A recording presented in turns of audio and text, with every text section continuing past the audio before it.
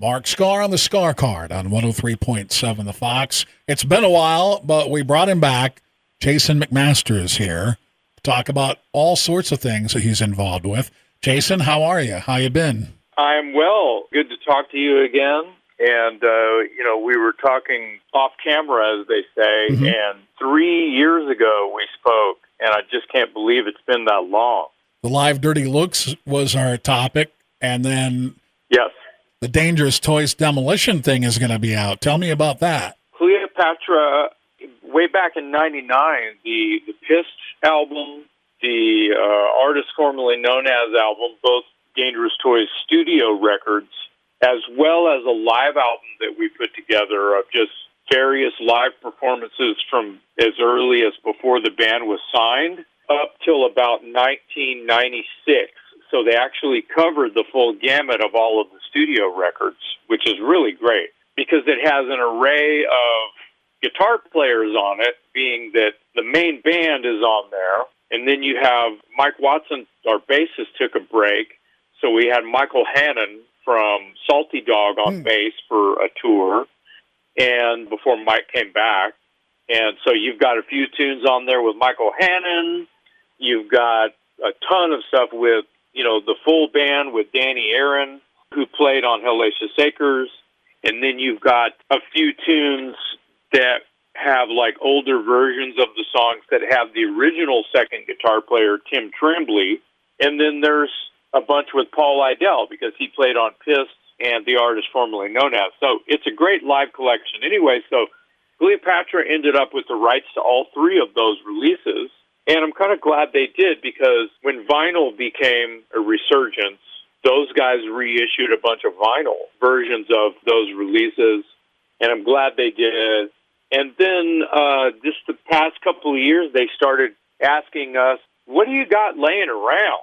I know you guys are trying to write songs for brand new material and it's going slow, and that's fine. But in the interim, what do you got laying around? And during COVID, I happened to turn around to a stack of boxes holding 4-track and 8-track demo cassettes, live shows, blah, blah, blah, all Dangerous Toys, like stacks of them. So I digitized all of those old demos and writing sessions and things like that. And so I all had them in folders. They'd been digitized. They weren't mastered, or the turds had not been polished, right? Mm-hmm.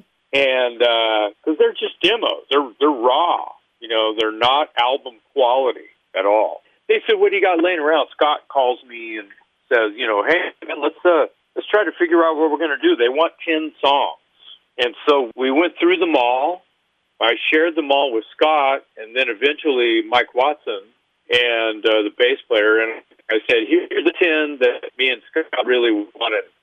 Mike approved and Mark approved. Unfortunately, these songs are without Paul playing on them. They have Danny Aaron playing on them. And even though we did a lot of demos with a couple of different guitar players, Mark, this is between 92 or even late 91, getting home from the Hellacious Acres tour, up until we packed our bags and went to California to record the Pissed album. Okay. So the songs that are on the Pissed album are culled from the same batch that all of these songs that are on Demolition are culled from, just to give it perspective. So, we can't put any of the Pissed songs on a Demolition album because they're already on Pissed. Mm-hmm. Although I guess we could do that as a reissue of the reissue of Pissed, and sure. Say tracks 13 through 18 or whatever could be demo versions of the same songs. That might be kind of cool. Right. A lot of bands do that. Yep. But these were all rejected demos from the label. There was, during that time I just mentioned, from 92 to early 94, as it were, we'd write a batch of tunes and record them, demo versions, of course, what we're talking about, and send them to the label. And they just kept saying the same thing for that year and a half or whatever. They kept saying, keep writing, love you guys, but keep on writing, keep writing. Well, the musical climate during that time, we're going to continue to be a rock and roll band. Mm-hmm. So whatever the labels and the radio and MTV and whatever pop is popular, all of a sudden we are the alternative. Right. You know, we are not fitting the dollar bill that the wind is blowing and people are chasing it. That's kind of how that went down. And we called management and we said, hey, can you call the label and just ask them to drop us? Because people go, so you got dropped in 92. No, we said, hey, can we just get out of here? Can we just stop having to be, you know, it's like a brother's keeper thing. You're kind of keeping us from going and doing what we do. So we're going to go do what we want to do with your blessing. And they were very cool about it. And we probably took a thorn out of their shoe by doing that. So we went and made Pissed and put it out on an independent label, and I'm glad we did. And so here we are. Those songs we're reliving those songs and the response, those old demo songs, and the response has been great so far. Sticking with Jason McMaster, I want to talk about Hot Shot. What can you tell me about so far? We've heard 2 songs from Hot Shot. Yes, I love that project. Our conversation 3 years ago, Mark, where Dirty Looks sort of 2.0, yeah, replacing the late great Henrik Ostergaard, for a celebration of his music and Dirty Looks music. The vehicle being pretty much only Cool from the Wire songs and Turn of the Screw songs, because those are 2 records that sort of defined their fan base pretty much. And it's Paul Lydell, Jack Pyers, and Gene Barnett in this 2.0 version, with me and David Beeson jumping in to sort of create the Henrik Ostergaard part of the sound of that band, being that Henrik was a singer-guitar player. And giving it something different, because I'm just a front man and Dave just playing guitars and some solos. He took some of Henrik's solos. And we had a great run with that. It was about 5 years of doing that. We did 4 or 5 really fun shows and festivals. We did the Monsters of Rock cruise, and the bulk of it were shows done in Selinsgrove, Pennsylvania, which is arguably their biggest stomping ground and where the roots of that lineup sort of lived and breathed during their heyday. Now, Hot Shot is from the ashes of that. We started writing new material and calling it Hot Shot when we were writing, and decided to go with my buddy Dave McLean on drums. And to be fair, we would have probably tried to keep the name Dirty Looks if Gene were involved still. But since he wasn't, we thought it wouldn't be right to keep the name going as Dirty Looks.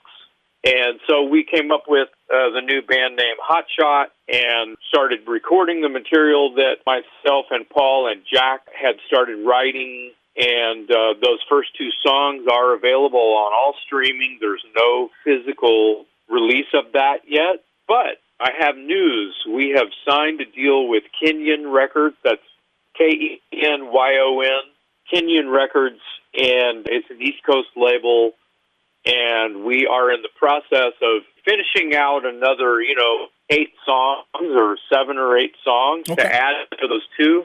Yeah, and that will be released on vinyl and CD and when we're ready. So hopefully we'll have everything put together by, I don't know, safe to say maybe late. Well, by the time this airs, it'll be months away. So sometime in 26, we hope. Full-length Hot Shot record. And we'll have you back when that comes out. Yeah, and so for listeners, if you like Dirty Looks, you really can't go wrong with this rock and roll record by Hot Shot. Just going to say. We're talking with Jason McMaster, something that came out in the fall, a project with one Jack Frost called Night Terror. We've got Remedy is in the Poison. So about 2 years ago, in the middle of the whole Dirty Looks thing, contacted by Jack, we have always sort of admired each other from afar. I know a lot of the same people he knows. He's had a project off and on and released a few records by a project that he called Seven Witches. Yep. I believe the first release, 10 years ago or something like that, I want to say. Don't quote me because I may be wrong, but the singer on the first Seven Witches record was my buddy James Rivera from Hellstar. That's right. Right down here. Yeah, my neighbor here in Houston. You know, I'm in Austin, and James and Hellstar in Houston. And it was a great record. And then I think the next one, he had my buddy Alan Tecchio, who's from New Jersey, just like Jack. And Alan Tecchio replaced me in Watchtower when I left to go do Dangerous Toys. Yep. So I've known, I mean, I'm the one that hooked Alan up with my gig in Watchtower. So we go way back. And Alan sang on the second Seven Witches. And I don't know if there was a third or even a fourth Seven Witches record, but that's the history of Seven Witches that I recall. So it made sense to Jack for him to get me on a Seven Witches record. So he sent me 5 songs and a cover of UFO Lights Out. Nice. And it's basically Seven Witches, but in the middle of the whole project, when we're writing, I'm demoing vocals and sending tracks to him and things like that, he decides that he doesn't want to call it Seven Witches. And one of the songs I had written for Jack was called, and it's on the record, Terrors in the Night. Okay. Terrors, plural, in the night.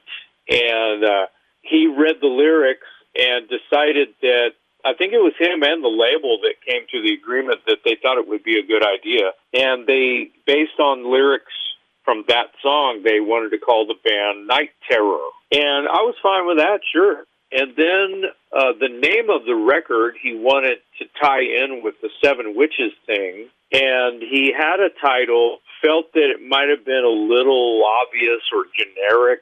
And I said, well, why don't you call it something, I don't know, like, and I was just kind of spitballing. And I said, I don't know, like Return of the Witches, you know, something like that. And he said, that's perfect, I'm going with it. So I'm like, okay, talk to you later. Next thing I know, all the press is coming out, and I guess he likes my pattern. I guess Jack likes my the words in my brain because, yeah, it has spawned something somewhat fresh for Jack, and I'm glad that we did that. It's a fun record. It's an EP, and plans to record another 6 or so songs are in our near future. It's on Deco Entertainment, DEKO Entertainment. It's on all of the streaming services. You can get vinyl, CD. There's a bundle that you can get. Just Google it. Yeah, it's Charlie Calv's label from Angel. Correct. Yeah. Yeah, we're with Jason McMaster. Jason's got, I think, last time you were on, I said he's got like 963 bands. And there might be more now, it sounds like, but that's good. It keeps him busy, keeps him off the street. That's right. I love music so much. Writing my own material, I collaborate with others. If I like your song, I'm probably going to sing on it. Yes, sir. There's a lot going on in Jason McMaster world, and that's a good thing. Yes, 100%. Wonderful. Sir, as always, I appreciate your time, and good luck in 2026, man. Thank you very much for having me today. I enjoyed talking about all this stuff, and you are appreciated. For Jason McMaster, I'm Mark Skaar. This is a Skaar Kaard, the new classic rock that rocks on 103.7 The Fox.